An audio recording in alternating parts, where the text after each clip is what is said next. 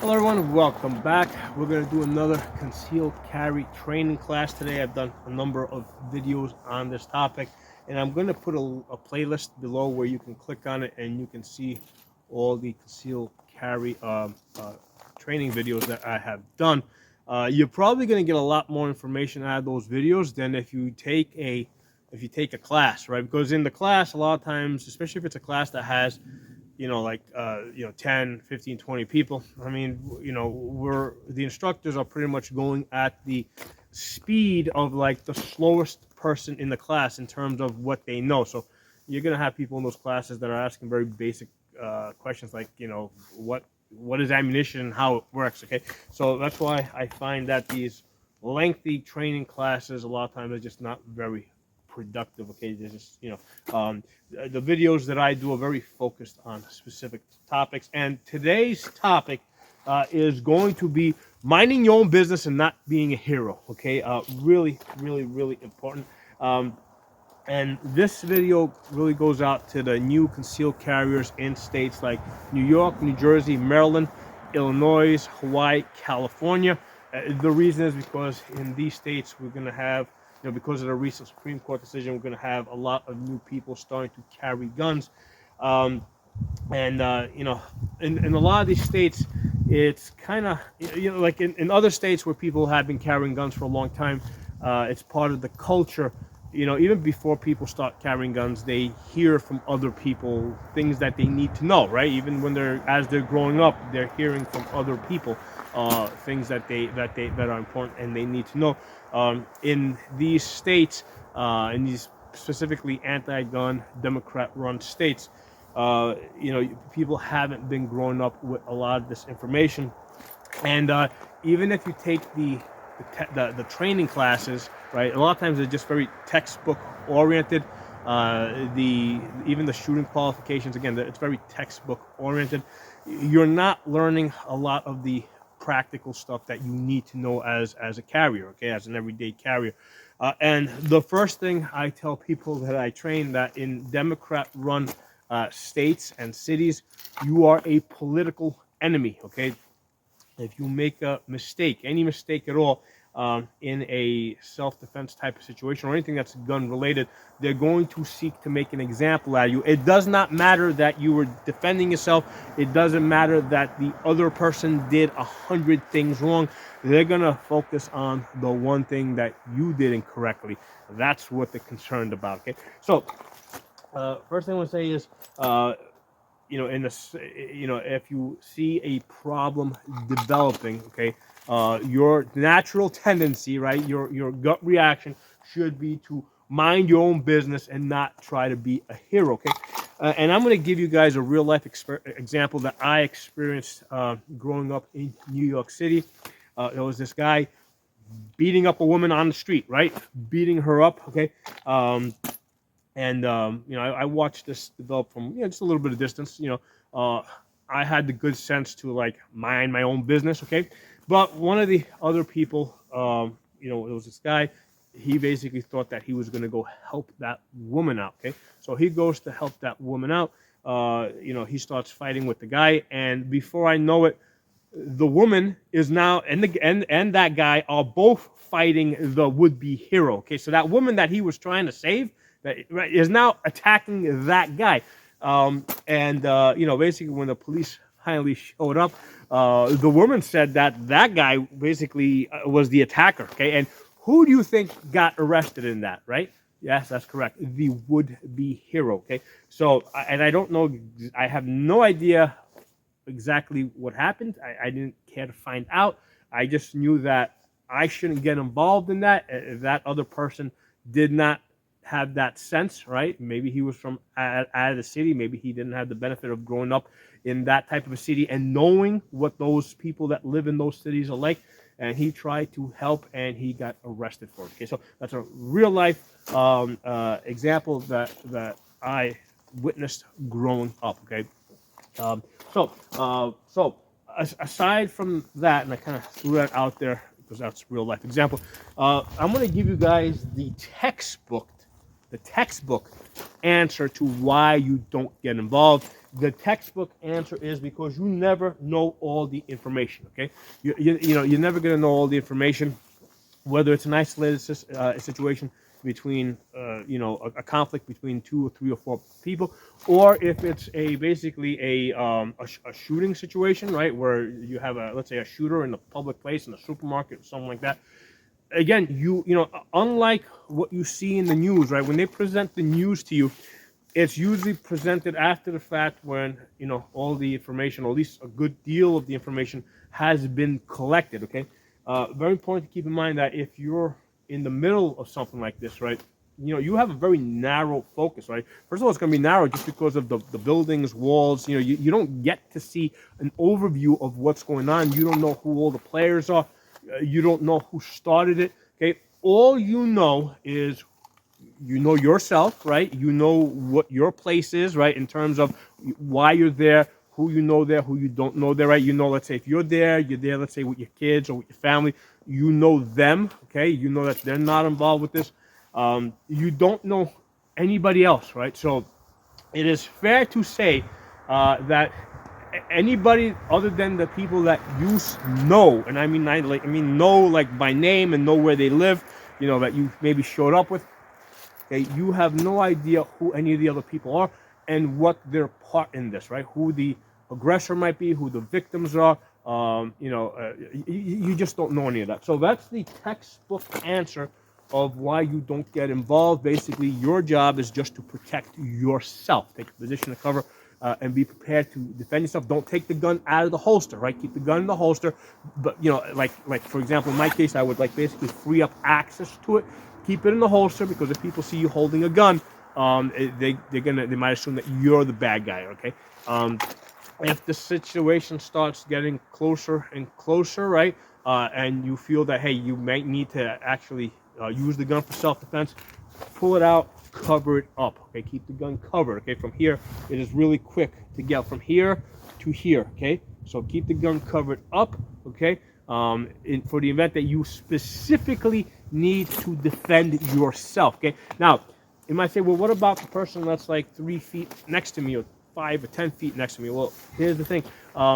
If you have somebody that is that close to you, right, and they are being attacked, it might be in your interest to stop that person from shooting them, because it makes sense that you would be the next person being shot after that. Okay, so if you're in that close proximity where you've got somebody shooting, where you could see that this person was obviously taking cover, person came in and started shooting or trying to stab that person, now you have a better sense of what the situation is, and also you are you're close enough where the person attacked. If that person's being attacked, it is a safe assumption for you to say that, hey, you're going to be next, okay? But keep in mind, there's a big difference between him being attacked by a knife and him being shot, okay? If he's being attacked by a knife, if you have the opportunity to get some distance, get some distance.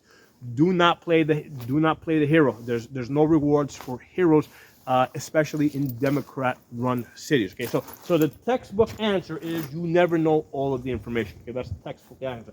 Now we're gonna go into some other reasons why you should mind your own business and just protect yourself and the people that your own family and friends, the people that you basically are there with, that basically. Okay, so first thing is that keep in mind that if there's ever going to be a problem, it is most likely going to happen in a Democrat-run city. Okay, so I try to avoid Democrat cities at all costs, right? But sometimes you just have to go because maybe you gotta get to a hospital. Maybe you gotta go see a doctor or something over there. So sometimes there's situations where you have to. Unfortunately, you have to go to a Democrat-run city.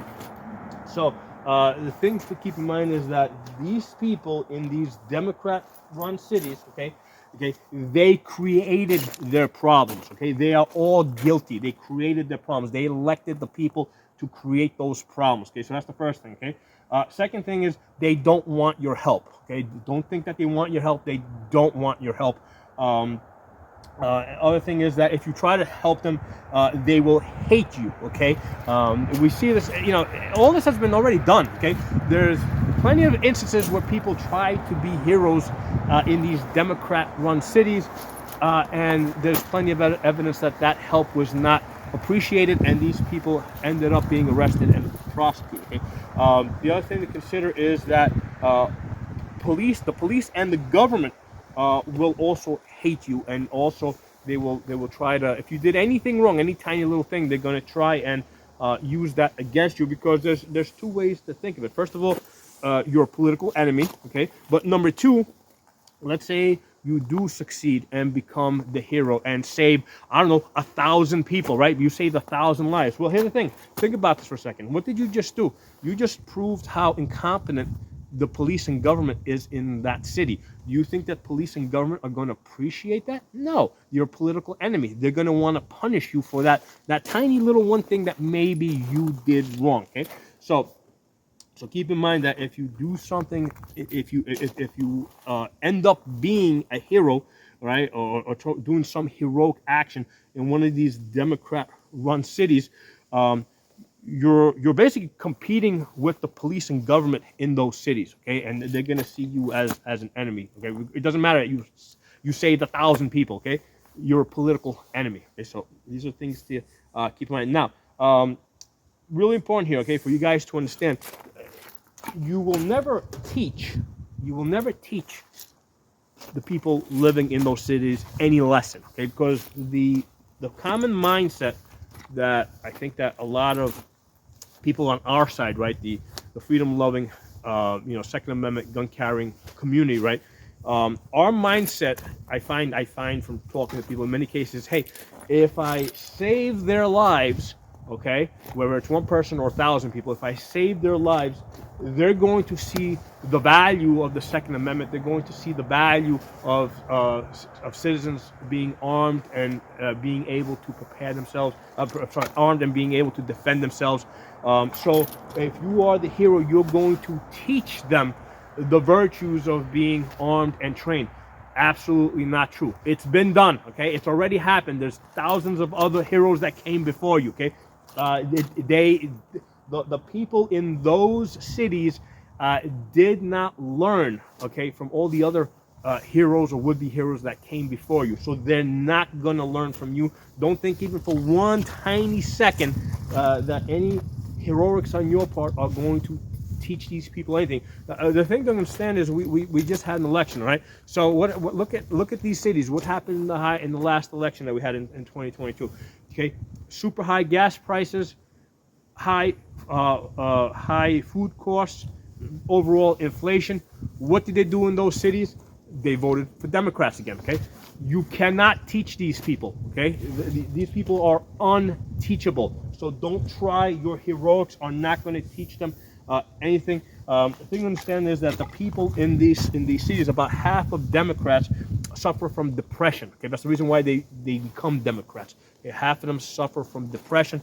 So basically, the thing I find with Democrats is they're constantly crying out for help, but when you try and help them, they reject that help. Okay, and I've seen that many times over, both on an individual level, right, with people that I've actually known that have problems. You offer them the answer, the solution, and it's not good enough. So you cannot help these people. Don't try. Okay, remember, your job is to protect yourself and only yourself, and of course your immediate family. Okay.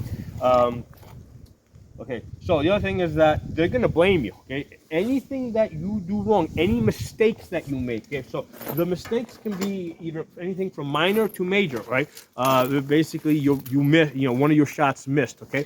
And went off and maybe just grazed somebody, right? Not even killed them, just grazed them, okay? They're going to blame you for that, okay? They're going to blame you, so they're going to blame you for any real act, like any actual mistake that you make, okay? They're going to blame you for like just the overall situation, okay? The reason why that person had a gun and was out there is because you have a gun, and the mere fact that you have access to guns and you're able to buy guns is the reason why that person was also able to buy guns and have access to guns. So they're not going to blame that person that's actually doing it. They're going to blame you, okay? So your gun does not come out of the holster other than to protect yourself and your immediate family. Okay, does not come out of the holster for any other reason. Okay, all right, moving on here. Okay, all right, and this is really important here. Okay, guys, not all people deserve to be saved. Okay, that's just, you know, I've you know, I'm 50 years old. I didn't always believe that. Okay, I've always, like, for most of my life, I believed that even people that are faulty, that you can teach them, that you can help them, that you can train them. You know what? At this point in my life, you know, at least about 50% of the population is unsavable. They're unteachable. There's nothing that you can do to help them. Okay, so get out of the way and leave them to their fate. Okay. Thing to understand here also, they chose to be unarmed and trained. Okay, in these Democrat-run cities, okay, they vote for politicians to take their gun rights away. They vote for politicians that promote criminal activities. Okay, so they voted for that. They want this. So it comes back to, not all people deserve to be saved. Okay, so don't try to force anybody into a lifeboat. Okay, they don't want to get in on their own. You know, you just roll yourself to safety, guys. You know, that's the honest truth. Okay, it took me 50 years to get to that point, but I mean, I'm there. Okay, do not try to save people that do not want to be saved. Okay, and if they want to save themselves, I want to see, you know, and I want to see them actively try to save themselves. For example, okay, in a situation where active shooter type of situation, okay, and I see that person over there who's maybe 30 or 40 feet away, who I observed is just trying to take cover and is not involved, and all of a sudden I see, you know, like, he's under fire, he pulls out his gun, starts shooting. You know what? That person I will save. I will back that guy up. The guy that's actively, that's armed, and actively trying to defend themselves, I will save that person. None of the other people. Okay. And like I said, the proof to all this, right? The proof that not all people deserve to be saved, is the last election. Okay, the last 2 election cycles. You know, basically people are voting for the situation that exists in their cities. They want this. They keep voting for this over and over and over and over again. So you know what? Leave them to their fate. So we're back to mind your own business. Okay, defend yourself, defend your family. Do not try to be a hero. Okay, so and I'm just going to leave you guys with one last thing. Make sure you've got a prepaid legal service. Okay, don't talk to the police, even as a witness, right? Even if you're a witness, do not talk to the police. You know, even to say that, hey, you were just taking cover here, mind your own business. You know what? Everything's got to be filtered through an attorney, because you got no idea how they're going to try and twist your words. Okay, so the legal service that I use is U.S. Lawshield. It's pretty cheap, $40 up front, something like $10 a month. And I got a promo code for you guys. That's the name of the service, U.S. Lawshield. Okay, there's the website, uslawshield.com. There's their phone number, and there's the promo code for you guys. It gets you some type of a discount. You got to enter that promo code in the discount field, in the code field when you're doing it. So it gets you. I don't remember offhand what the discount code is, but there's some discount code. They sometimes change it from month to month. But if you're in a situation like this, whether it's because you try to defend yourself, or you know, let's say somebody that was actively in the process of defending themselves, right? And you deemed them, you deemed it worthy, that they were worth the risk because they were taking steps to protect themselves, and you want, you know, so no matter what the situation is, or even if you're just a witness, everything gets filtered through an attorney. You don't make any statements to police. Forget about when they're trying to tell you, trying to help you. They're just trying to find out what happened. None of that counts. You know, you're at, you know, especially if you don't live in that area. You know, if you're carrying a gun, you are a political enemy, guys. So thanks for watching, and I'll talk to you all soon.